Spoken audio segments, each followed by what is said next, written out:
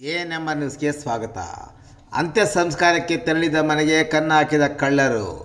2,18,000 ರು ಮತ್ತು ನಗದು ಕಳವು.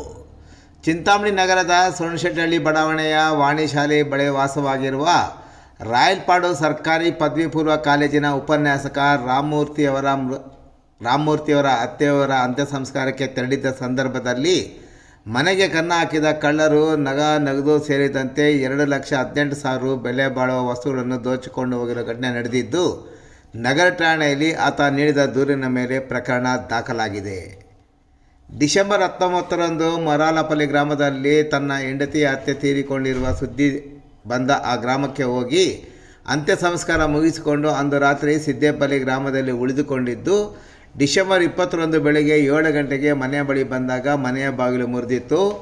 ಮನೆಯ ಒಳಗೆ ಹೋಗಿ ನೋಡಿದಾಗ ರೂಮಿನಲ್ಲಿದ್ದ ಬೀರುವಿನ ಬೀಗವನ್ನು ಕಿತ್ತು ಬೀರುವಿನಲ್ಲಿಟ್ಟಿದ್ದ 30,000 ರು ನಗದು ಹಣವನ್ನು ಮತ್ತು ಬಂಗಾರದ 2 ಜೊತೆ ಓಲೆ, ಜುಮ್ಕಿ 20 ಗ್ರಾಂ, ಕತ್ತಿನ ಚೈನು 10 ಗ್ರಾಂ, ಕಿವಿ ರಿಂಗ್ 2 10 ಗ್ರಾಂ, ಚಿಕ್ಕ ಓಲೆ 3 ಗ್ರಾಂ, ಕರಿಮಣಿ ಸರ 7 ಗ್ರಾಂ, 2 ಉಂಗುರ 10 ಗ್ರಾಂ, 2 ಚಿಕ್ಕ ಉಂಗುರ 5 ಗ್ರಾಂ, ಮಕ್ಕಳ ಚಿಕ್ಕ 6 ಉಂಗುರಗಳು, 6 ಗ್ರಾಂ ಬೆಳ್ಳಿಯ ಕಾಲು ಚೈನುಗಳು, 1 ಜೊತೆ ಬೆಳ್ಳಿ ದೀಪ ಹಾಗೂ ಮಗಳ ಬೆಳ್ಳಿ ಕಡಗಳನ್ನು ಕಳವು ಮಾಡಿಕೊಂಡು ಹೋಗಿದ್ದು, ಬಂಗಾರದ ಮತ್ತು ಬೆಳ್ಳಿಯ ಒಡವೆಗಳು ಒಟ್ಟು ಸೇರಿ ನಗದು ಸೇರಿ ಒಟ್ಟು 2,18,000 ಆಗಿರುತ್ತೆ ಎಂದು ಆತ ನೀಡಿದ ದೂರಿನ ಮೇಲೆ ನಗರ ಠಾಣೆಯಲ್ಲಿ ಪ್ರಕರಣ ದಾಖಲಾಗಿದೆ.